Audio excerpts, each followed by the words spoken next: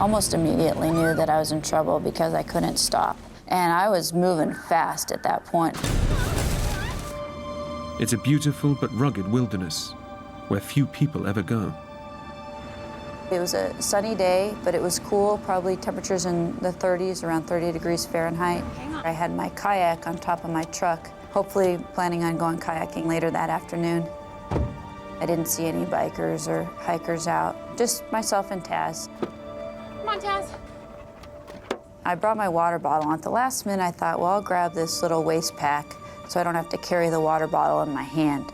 That way I could just put the water bottle in the waist pack. And it was a small waist pack with 2 zipper pockets. I didn't know what was in those pockets. I just grabbed it, and whatever was in there from my previous run was in my waist pack. And I headed out on the run. Let's go. I had absolutely no idea that my life was going to completely change that day. Come on, boy. Despite its beauty, the backcountry surrounding Moab can be hostile and dangerous. Just in the last month, 2 men have fallen victim to the deadly terrain, found frozen to death in the bitter desert night. Search and rescue teams are called out regularly to save hikers in distress. But Danelle is fearless. 6 times the winner of US Athlete of the Year, she thrives on pushing herself to the limit in the most extreme environments. I was actually in pretty good physical condition that I usually could push myself right to that limit of pain, but not quite go over it. It actually almost feels good, like you get into the rhythm, get into the flow.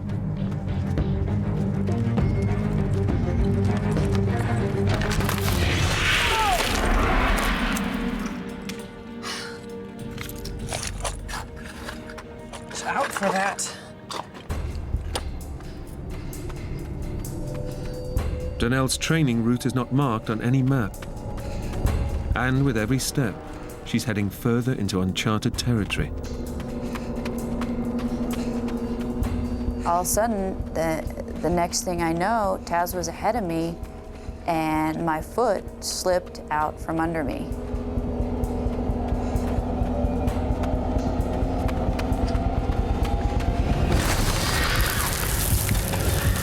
I almost immediately knew that I was in trouble because I couldn't stop.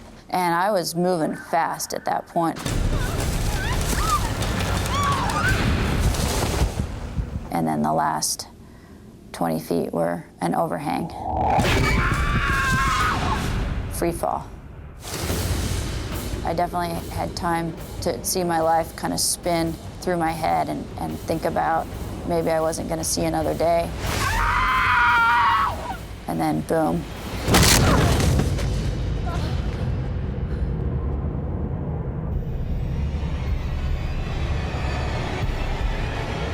Oh my God, I'm still alive.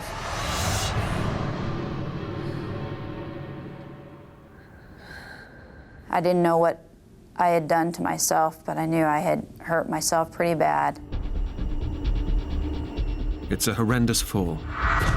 The impact has shattered Danelle's pelvis into pieces, leaving her skeleton severed in 2. There's nothing but soft tissue connecting her legs to the rest of her body. Super athlete Danelle goes into survival mode. Somehow my brain didn't allow itself to think too deeply about what had happened. Despite her terrible injuries, Danelle's endurance training kicks in, and she's determined to keep moving. So what I did was I took my right hand and put it on my right leg, and my left hand and put it on my left leg, and I could feel my legs. And so I knew that I wasn't paralyzed. And my next reaction was, I gotta get out of this canyon. I gotta get back to my truck, and I gotta get home, or I gotta get to the hospital. Incredibly, despite her shattered pelvis, the endurance athlete tries to stand up and run out of the canyon.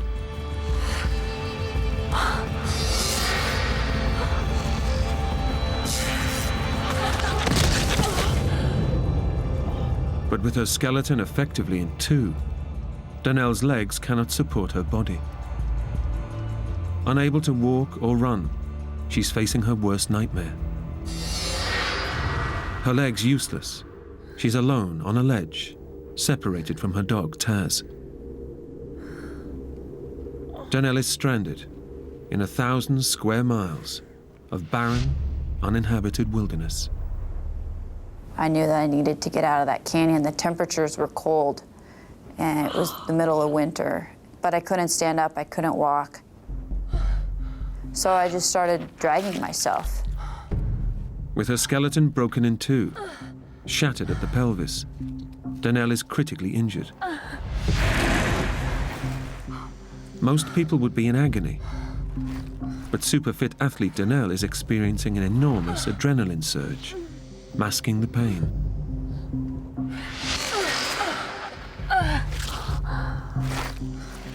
But the problem for Danelle now is which direction to go. She's no idea if there's a safe way down from the ledge.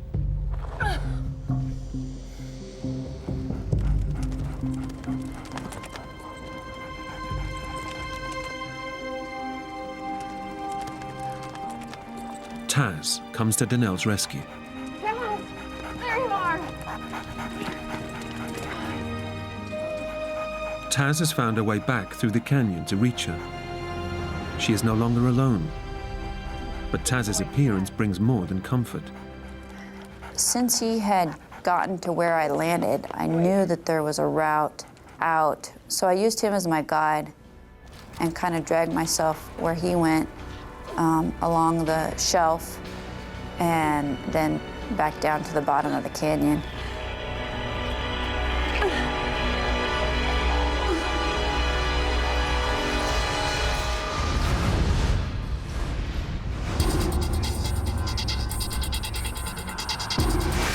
With incredible determination, Danelle follows Taz to the bottom of the canyon and now plans to pull herself back to her truck. But as the adrenaline surge wears off, the pain is starting to take a hold. It would take all my energy to sort of drag myself an inch. And then the pain would be so bad I would have to regroup and try it again. Time is working against Danelle. She knows the dangers of this remote wilderness, and that if she doesn't reach safety by nightfall, the sub-zero temperatures could kill her. With her energy slipping away, Danelle remembers her waist pack.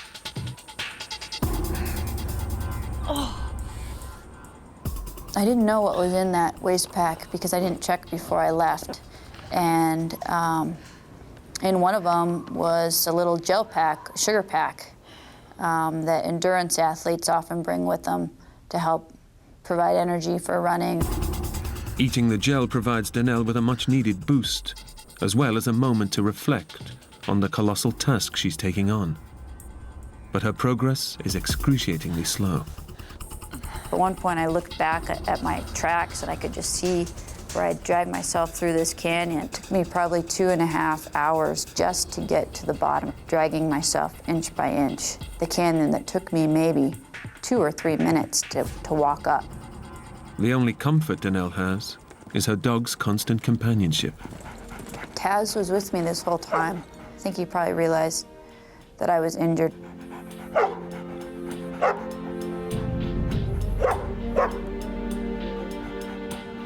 I think he was kind of wondering why I was going so slow. As the winter sun sets, the temperature is dropping below freezing. Daylight is fading fast, and with it, any chances of getting out of the canyon before nightfall.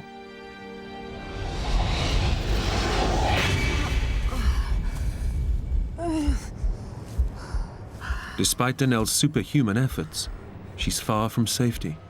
This dog was on a mission, so it's almost as if it ran around and say, hey, look at me, I'm gonna get everybody's attention.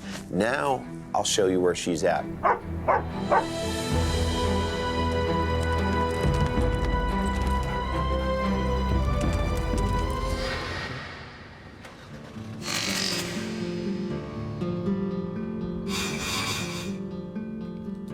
It was December 13th, 2006, and I was at my house in Moab.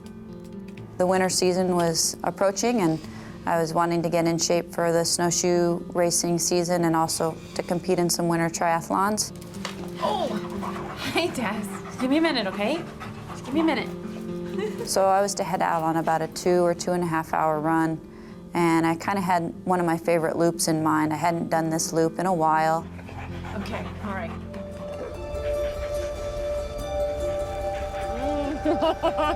One of the world's premier extreme sports athletes, Donnell is known for staggering feats of endurance in adventure racing.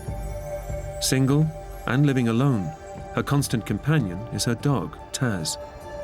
I got Taz from a puppy rescue. I remember going to the shelter, and there were several puppies there. This one puppy sort of stood out. Hi. Because he was energetic, and he liked to run around, and he was hyper, and he had this real playful attitude about him that I liked. I sort of connected with that. With Taz for company, Donnell is planning a routine training run through Moab's backcountry. It's a beautiful but rugged wilderness where few people ever go.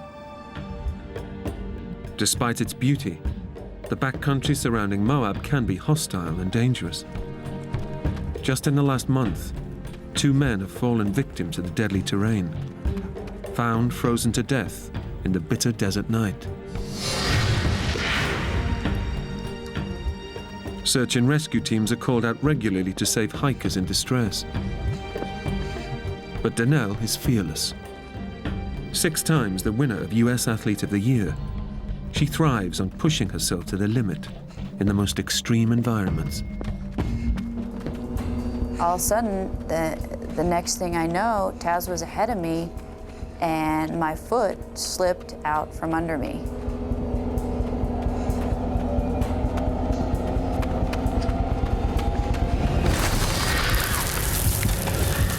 I almost immediately knew that I was in trouble because I couldn't stop. And I was moving fast at that point. And then the last 20 feet were an overhang.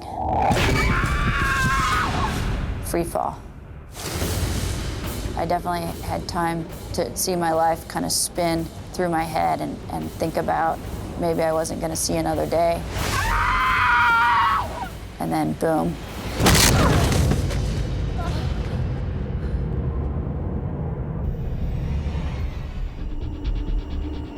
It's a horrendous fall. The impact has shattered Donnell's pelvis into pieces, leaving her skeleton severed in 2. There's nothing but soft tissue connecting her legs to the rest of her body. Super athlete Donnell goes into survival mode. Somehow my brain didn't allow itself to think too deeply about what had happened.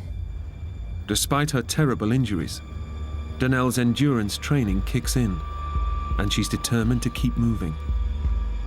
So what I did was I took my right hand and put it on my right leg, and my left hand and put it on my left leg, and I could feel my legs. And so I knew that I wasn't paralyzed. And my next reaction was, I gotta get out of this canyon. I gotta get back to my truck, and I gotta get home, or I gotta get to the hospital.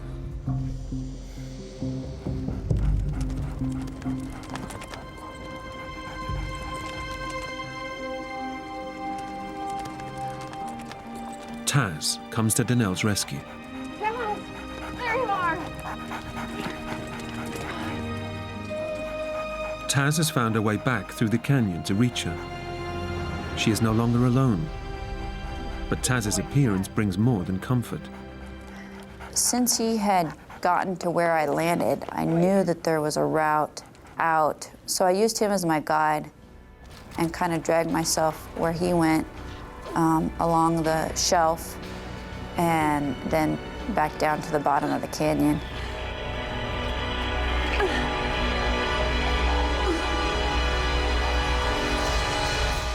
As the winter sun sets, the temperature is dropping below freezing. Daylight is fading fast, and with it, any chances of getting out of the canyon before nightfall.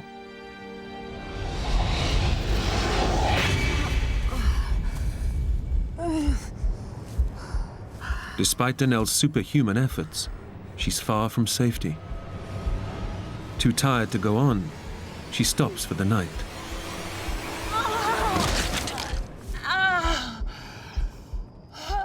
But she knows that this desert has a habit of claiming victims in the hours of darkness.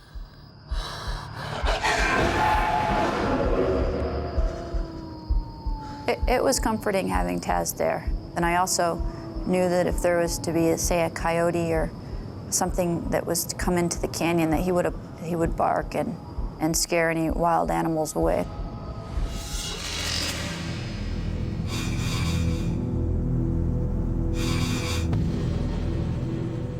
When most people would probably have given up, Danelle has made it through the night by doing sit-ups. In the morning, she has no time to rest. She intends to crawl her way 2 miles back to her truck. My plan was to take that gel to give me some energy and then to continue to crawl out. As the day wears on, the risk posed by the bitter cold lingers. But a new threat emerges. Inside her body, Danelle's injuries have taken a lethal turn for the worse. I started to feel this inflammation in my midsection, and it was kind of soft and squishy. And I remember if I tried to move, this whole jelly roll would sort of move, almost like a water balloon or something. I remember thinking at the time, oh, it's inflammation. It's not inflammation. It's far worse. Danelle's shattered pelvis has severed blood vessels in her pelvic cavity. She's been bleeding internally for a day and a half, starving her brain and other major organs of the vital oxygen they need for her to survive. Danelle is bleeding to death.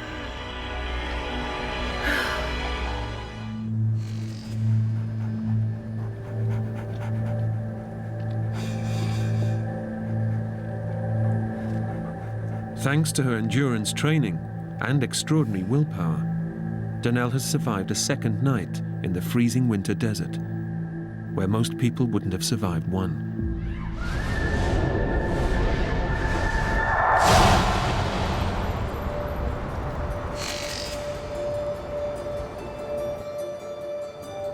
Two days after she set out on her run, several phone calls from Danelle's family and friends have finally alerted the police to her disappearance. Morning, Frank. What do you got there? I got a possible missing persons call yesterday. I went out to the house this morning to check it out. Lights are on, laptops on, truck's gone. No signs of activity for a couple days at least. I know her. Danelle Ballinger, the marathon runner. She trains up around Amasa. As a matter of fact, I'm heading up that way right now. I'll take a look around. Let me know if you find anything. I will.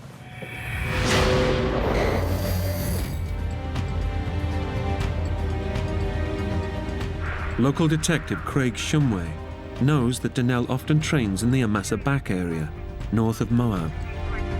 He's hoping his hunch pays off.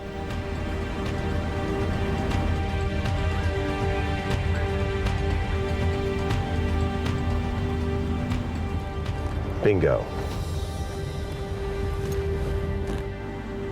Now a search and rescue operation can be launched, but it may already be too late for Danelle. Tess. Tess. I need you to help me. Taz was there with me, and he was all I had at that point.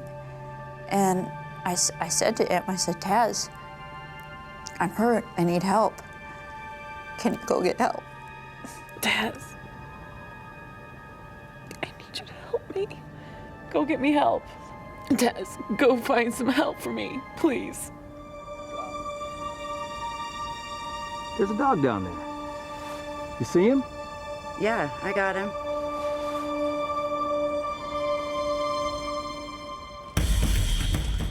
Taz has found his way out of the canyon and is heading towards the search party. But as he races towards them, John fears the worst. As the rest of the search party arrives, Taz reaches the top of the canyon. But he doesn't stop, and his behavior is bewildering. This dog was on a mission, so it's almost as if it ran around and say, hey, look at me, look at me. I'm gonna get everybody's attention. Now I'll show you where she's at.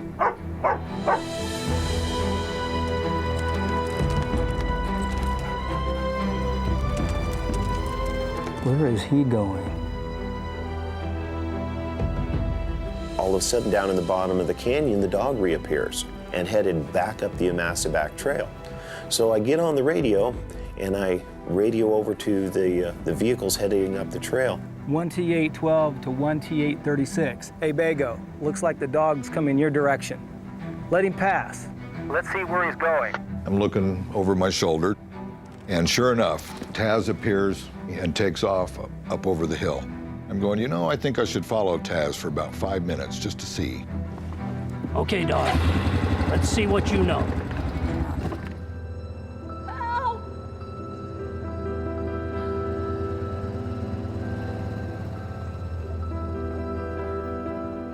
I wasn't hopeful because I'd been screaming help for 50 some hours straight, and nobody had come to help me.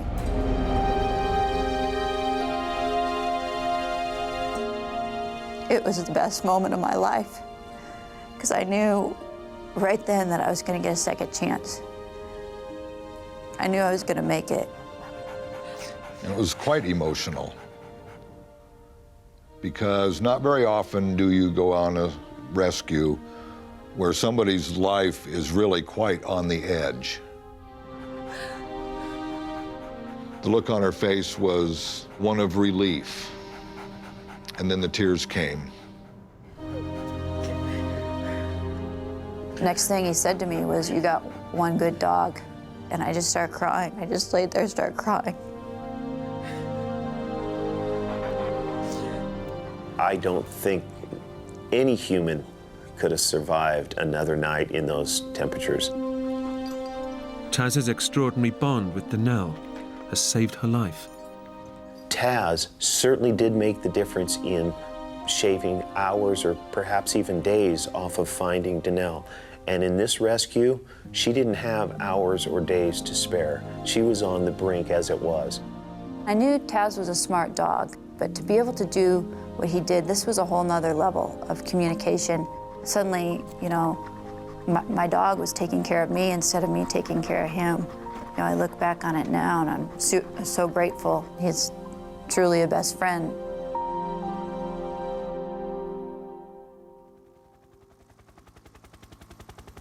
You're in the hands of the ocean, and you can't do anything about it.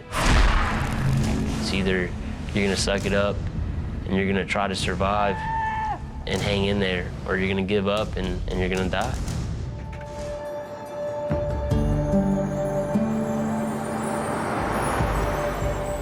Best friends, 17-year-old Josh Long and 15-year-old Troy Driscoll, head off to Sullivan's Island, a popular fishing spot just off the coast of South Carolina.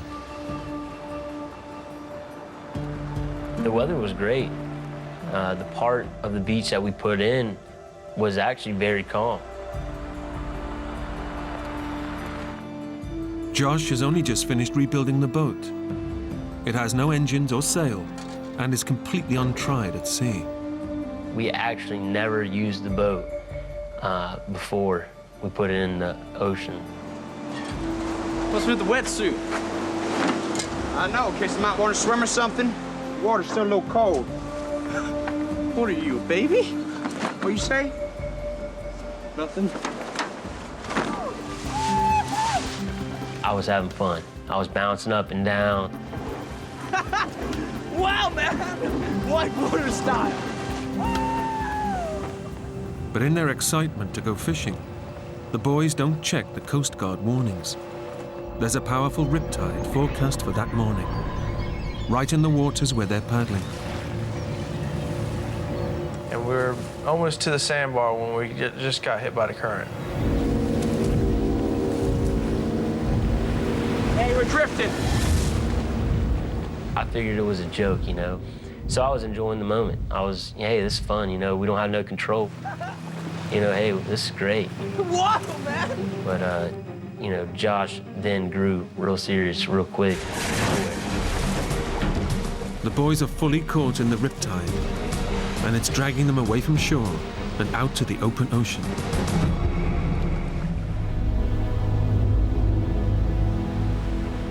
The first night was filled with a lot of emotion. Our mood, you know, went from being, okay, we're gonna get rescued to, okay, you know, why are we still here? There should have been a boat, there should have been a helicopter, you know, what's going on?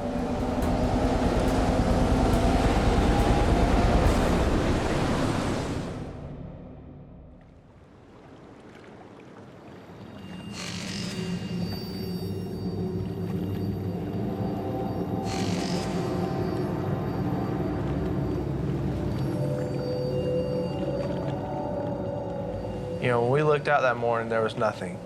We realized that we were, you know, so far off that we were gonna, you know, the land was now out of the option.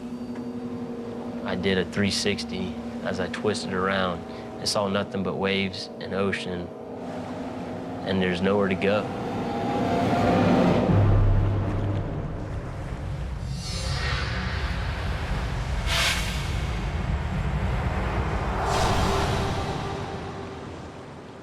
Out at sea, Josh and Troy are battling the elements.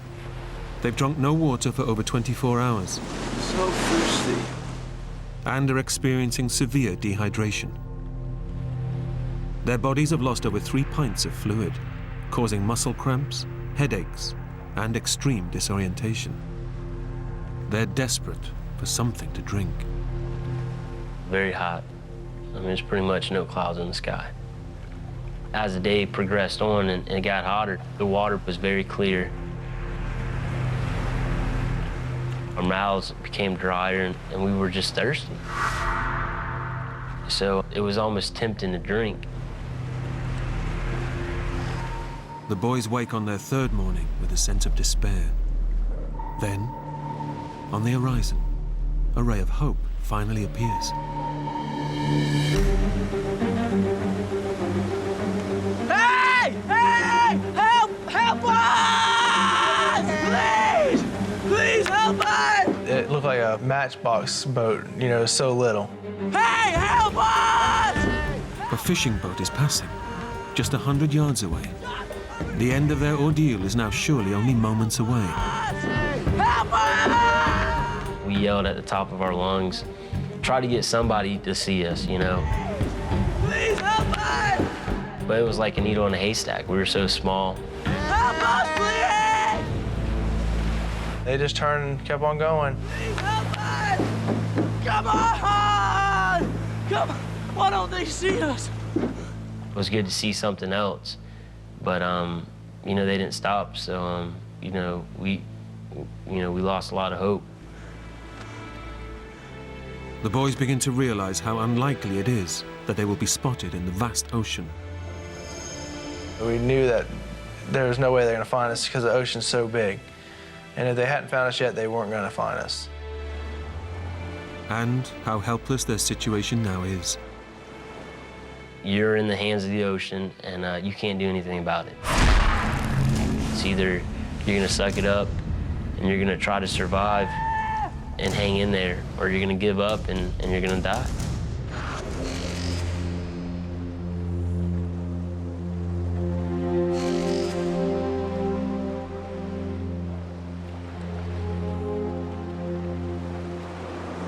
Be over soon. Of course, we both cried saying, we don't want to die yet, we're too young to die. You know you're dying, but you're dying slowly, and it's painful, and it's long, and every second that you're alive, you're dying at the same time. I knew I didn't have much longer.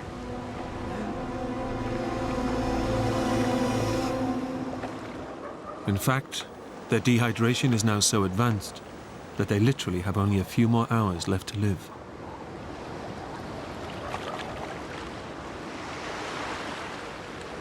We should write something down.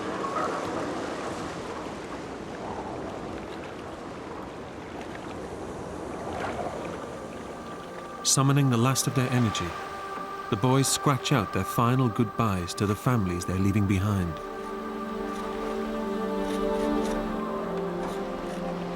We loved them and we're sorry, and I thanked everybody for their support. And basically just said that I'm sorry for what happened.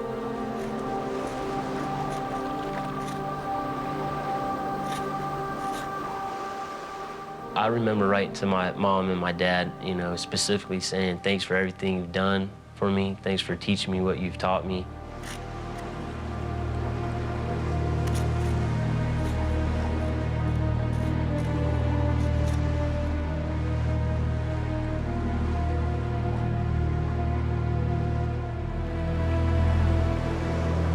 Josh, I hear something. Well, as me and Josh laid in the boat, I heard the roar of a boat again. It's getting louder. Looks like it is you. What? It's getting closer.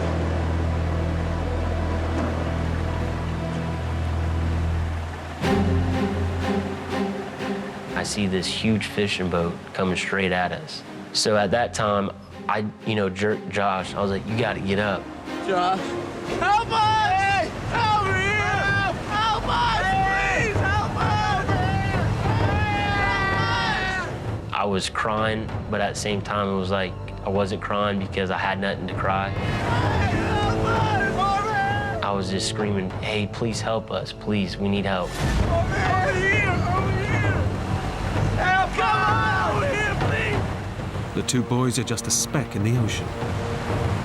But unlike the boats on previous days, this time they've been spotted.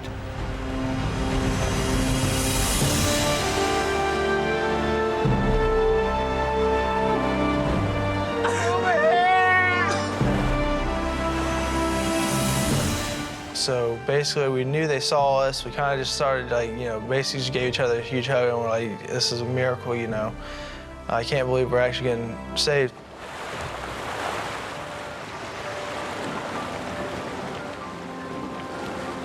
Come on, guys!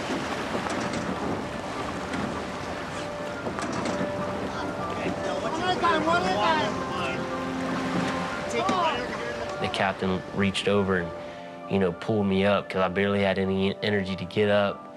And, I flopped on the deck. Need some water! Any water? Get jump here. You okay? You okay?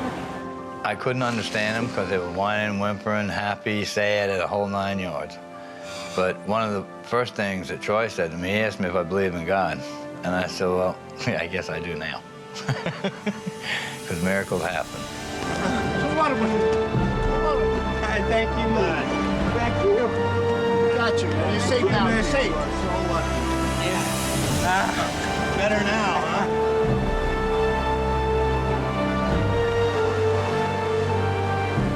Patch me through to the Coast Guard.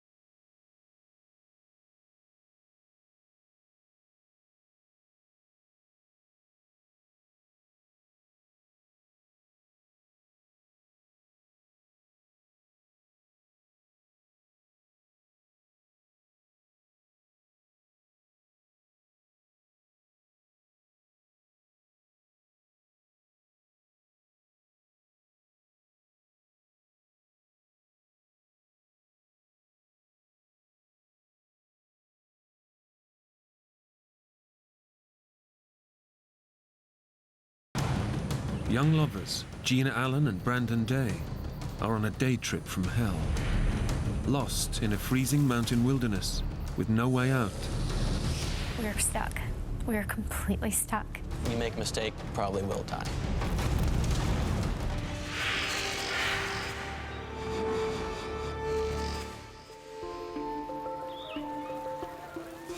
No, Mom, of course, I will. We met in the spring of 2006.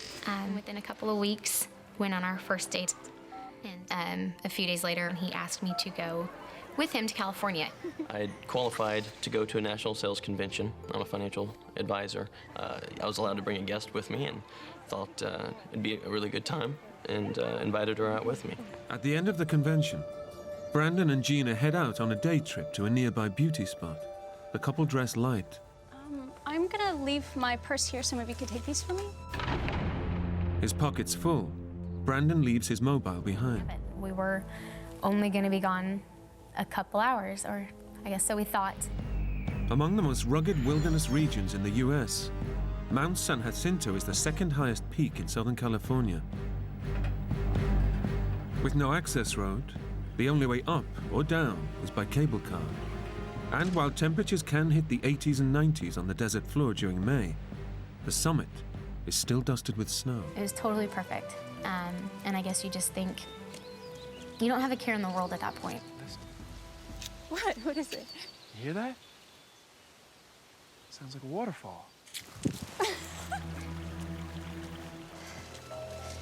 Unused to this kind of environment, the city dwellers from Dallas, Texas, don't realize that the mountain is playing acoustic tricks on them. While the sound of the waterfall seems nearby, it is actually rebounding off the hard rock walls and echoing around the mountain. We eventually did find the waterfall, which was not impressive. We took some pictures, which didn't turn out very well, and then decided to turn back. Gina and Brandon have 20 minutes to meet their tour party at the cable car station, but going back the way they came is not easy. We could hear voices, but we couldn't really match up with them. Meanwhile, the rest of the tour party has descended without Brandon and Gina. Despite Brandon's determination to find the mountain station, the dense pine forests and steep rock faces block their path. And so at that point, we decided, okay, we have to start yelling for help. Hello? We're too short. Must have taken a taxi back. The most immediate danger for Brandon and Gina is hypothermia. Lightly dressed, they're at the mercy of the plunging mountain temperatures, which can drop well below zero at night. I really felt responsible. It's one thing to put yourself in a bad situation, but to put somebody else in a bad situation is tough to stomach. Well, that night, yeah, it really got to a level of cold that I've never experienced before. Brandon and Gina survive a long, cold night in their makeshift shelter. Exhausted, they've had nothing to eat or drink in the last 24 hours. In my mind, I'm going through a checklist, okay? There's a series of fail-safes. You know, first off, the tour bus had a head count and a list of names. So they would have known we didn't make it back on the bus. At dinner that night, you know, some people from my firm would have noticed we're not there. Unfortunately, the fail-safes have not triggered a search. With the convention winding down, Brandon's work colleagues have not noticed their absence. Brandon and Gina climb further up the mountain, thinking they need to go higher to reach the cable car station. They're in for a shock. Oh my God. There's no sign of the station. Gina and Brandon now realize they've crossed to a different ridge of the mountain. See that creek? That creek running there? We made the decision that we're gonna try and walk our way out of here. We're going to try and follow the mountain river, and it has to lead out somewhere. What Gina and Brandon don't realize is that between them and the river is some of the most treacherous terrain the mountain has to offer. We slid on our butts, I guess, with one leg straight out in front of us, the other leg bent up. You know, if we make a mistake, we're either dead or we're hurt to the point to where we probably will die. The mountain is too steep and treacherous to climb back up. Brandon and Gina are now committed to sliding down the rest of the rock face. 4 or 5 o'clock, we finally make it to the bottom. Under normal circumstances, Getting wet would be an inconvenience, but with night approaching in the cold mountain environment, it could spell disaster for Brandon and Gina. Instantly, I'm soaked, from the thighs down. In wet clothes, Brandon is now at real risk of hypothermia. And she sat on my feet throughout the night, trying to help keep them warm. Their hotel computerized booking system has automatically checked them out. But the rooms have not been made up, so no one knows they're lost in the mountains. They've been driven on by grit and sheer determination. Then suddenly, signs of life appear in the distance. All of a sudden, you just get this feeling of, oh, I think we made it. Brandon and Gina realize this is not your average campsite. Stuff had been buried a little bit by dirt. We don't hear anybody, we don't see anybody. It's just a very ominous feeling. So we start going through the bag, the contents of the bag. We're discovering these maps, and there was obvious writing in the white space. This is today. This is May 8th. Someone's here. We're gonna be okay. No, Gina. It's May 8th, 2005. How have we found this exactly 1 year ago, to the day? May 8th, 2005. Took a fall. Too weak to climb out a canyon. Down is gorge. No way out. May 11th. I'm 60 today. Here, May 14th. Heading down to creek for water. Goodbye and love you all. To go from such a high to such a low in such a short amount of time was just something that shakes you. In digging through all of his cards, I see his name is John Joseph Donovan. At that point, I took his bag and I gathered up everything I could, because in my mind, that's somebody's dad. And somebody's dad didn't come home. For Gina and Brandon, the horror story they find themselves in is unrelenting. Listen. What? Listen. Again, the water gets us every time. And that's where we see the gorge that John had talked about. We were completely stuck. He had the maps, he had the compass, he had everything, and he couldn't get out. So how the hell are we? But the missing hiker, John Donovan, has left Brandon and Gina a lifeline. When I was gathering water from this pool, I did notice something out of the ordinary, something that didn't seem right. I think really maybe part of me knew what it was, but the other part of me didn't want to know, at least not at that point in time. That's when I made the decision, I'm gonna light the whole place on fire. And it took much faster than I anticipated. It burned for about 45 minutes or so, produced a great deal of smoke. There wasn't a cloud in the sky, and the thought was, I mean, they have to see this. And now about an hour's gone by, and it was the most beautiful sound we'd ever heard, because coming up from the valley floor is that sound of a helicopter. I think we both would have cried if we had tears, but we're both so dehydrated, we didn't have enough moisture in our body to come up with tears. But, you know,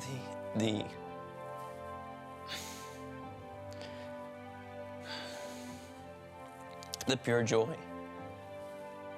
of knowing you're gonna make it out. We're just so thankful to John Donovan. Certain people just have a way of leaving their mark.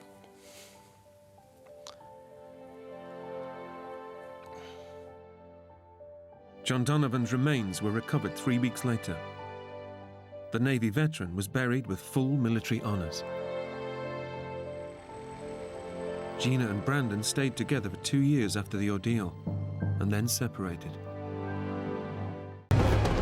Just seconds after jumping, Will is now hurtling towards Earth at 40 miles an hour, with absolutely no idea where he might land.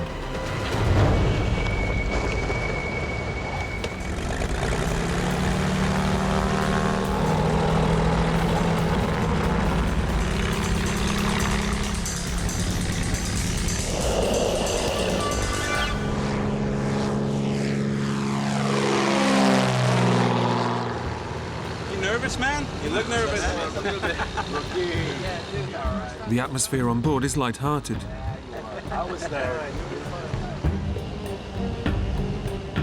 But as the plane climbs, the weather begins to close in. Within 5 to 10 minutes after we took off, we actually entered the clouds. And from that point on, for probably 20 minutes, we were in complete whiteout, meaning all around the airplane was white. We couldn't see the land, we couldn't see the ocean, we couldn't see anything. Pretty thick, huh? Breaking. A little bit unnerving, you know. With no break in the clouds in sight, the guys decide to turn back. Okay, guys, it's too thick. It's just not worth taking the risk. We were a little disappointed, but we all skydive a lot, so it wasn't a big deal, you know, we'd get over it. We're used to clouds, and, you know, you don't jump through clouds generally, so it was fine. But as the plane turns and makes its way back to base, they hit serious trouble. Within 20 seconds after we started going into minor turbulence, God, I hate this car. it just got worse and worse. Okay. Then the plane started going into massive turbulence. I was definitely not a happy camper, you know. I didn't want to be in a little tiny plane flying crazily all over the sky. We gotta get out! Get the door! We gotta go! At that point, there wasn't much we could do except ride it out or jump out.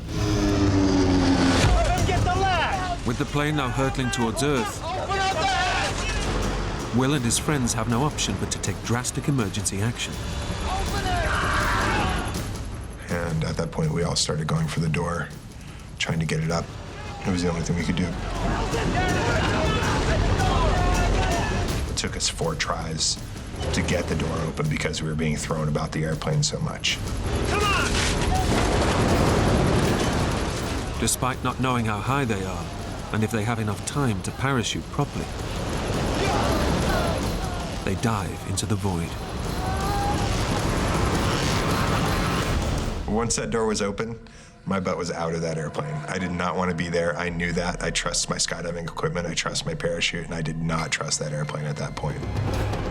Just seconds after jumping, Will is now hurtling towards Earth at 40 miles an hour, with absolutely no idea where he might land.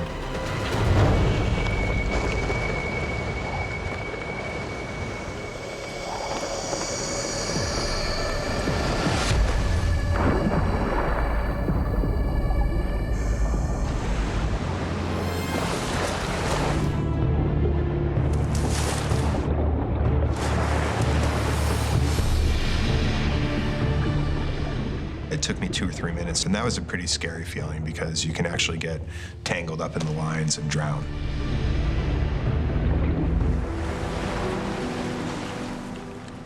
If I'd been off the coast of the States, there would be Coast Guard and other boats looking for me within a short period of time, but this was a third world country.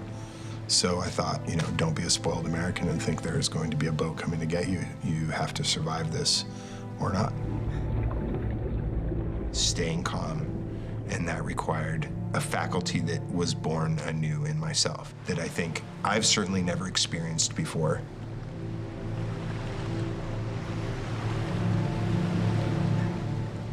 There's something very pure about the action of trying to live and saying, whatever happens, happens, but I'm going to do my best to try.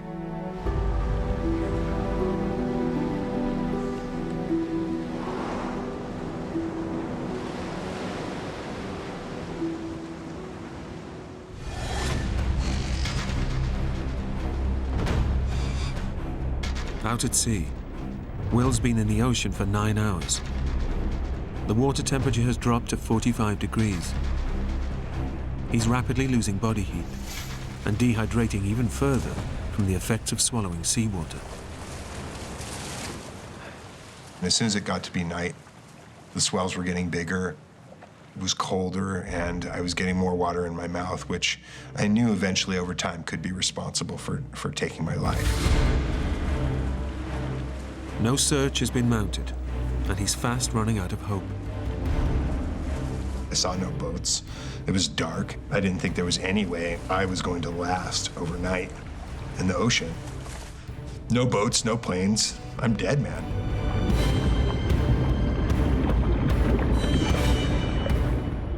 I don't think that I've ever felt more vulnerable. My life, my essence of actually the physical life anyway, was teetering on an edge.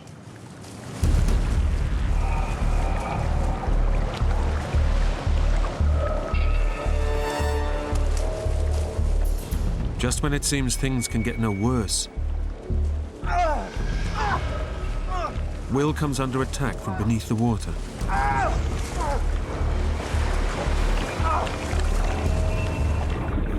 I realized that I was in a school of jellyfish, and they were stinging me all over my back. Jellyfish tentacles contain thousands of tiny needle-like filaments that deliver small doses of venom just below the skin. The pain was excruciating. It was all over my back, my legs, my feet, everywhere. It was extremely painful.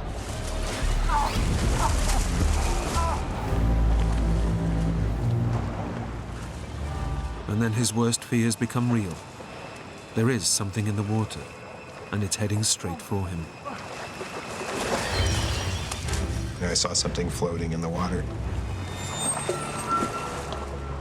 And be it shock, I don't know, but I thought, oh, it's crocodile. As it moves closer, Will is about to find out if a deadly nighttime predator is about to get him. Thought, oh, great, I'll get eaten and drowned at the same time.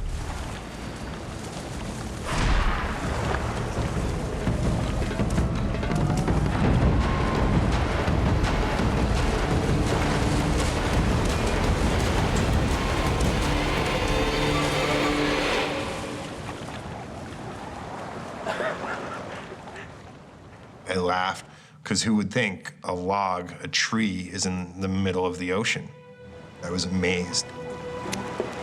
After 10 hours in the water, the floating log is a lifeline for Will. His first lucky break since his ordeal began.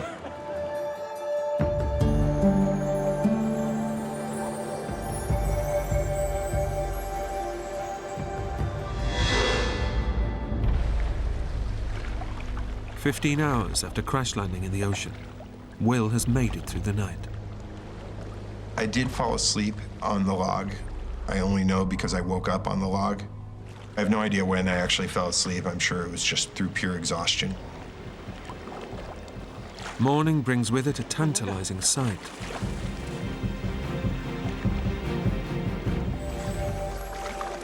Will rides the ingoing tides for over an hour.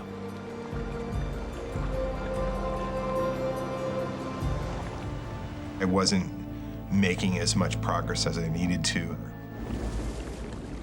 The log that so far saved his life could also end up killing him. It was the only floating thing I had besides myself. I mean, I'd slept on it. That tree saved my life. You're never gonna make it. Let it go. Just gonna let it go. Come on. Will's hopes that the log will push him to shore are crushed. Even though he's totally exhausted, he knows he must let it go. The third time I let it go, I just watched it go over the swells and go away from me. Having let the log go, and with nothing to float on, Will's energy quickly runs out. He swallowed a dangerous amount of seawater and is now suffering from extreme dehydration. They say that your life flashes before your eyes when you're about to die. And very similar to the night before, I thought that death was imminent and very, very close. Will collapses in the water and awaits his fate.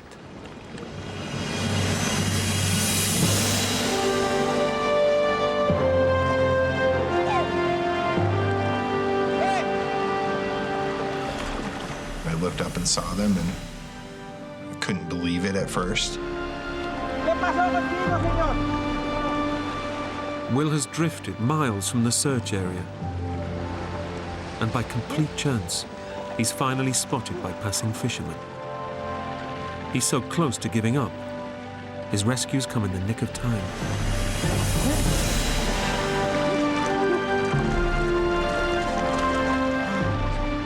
They said, come on, get on the boat. And I said, I can't. I had no strength, you know? And they all reached down, and it was just, I think, as much in shock as I was when the plane crashed.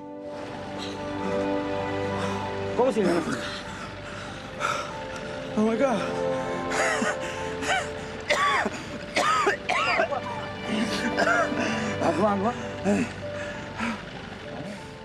I just couldn't believe it, you know?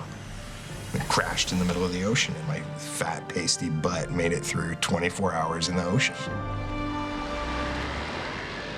I just literally said, oh my God, I'm invincible. And I collapsed onto the boat and held onto this guy's leg until we got to shore.